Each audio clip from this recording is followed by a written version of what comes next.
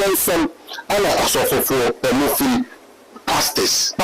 if we can influence me pa cho ai yen ye wo mutumi na me di adwuma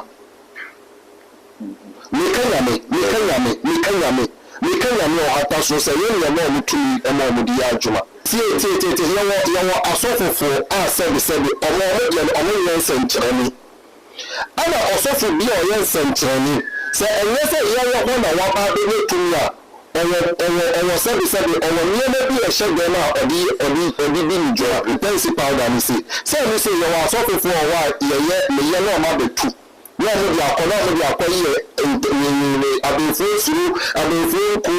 saa abẹnfo díẹndíẹ ẹnna ọmọ de kọ yẹ saa nneema no nneema powder nneema bi tu ayi serious abi ne kanya ne ọmọ bẹtu powder bebree ahyɛntɛrɛ de bebree akọ adeɛ nkyaw ne sɛ ma ọwọ bebree ni ɛma ọmọ ihu adeɛ ka Jesus Christ said to me,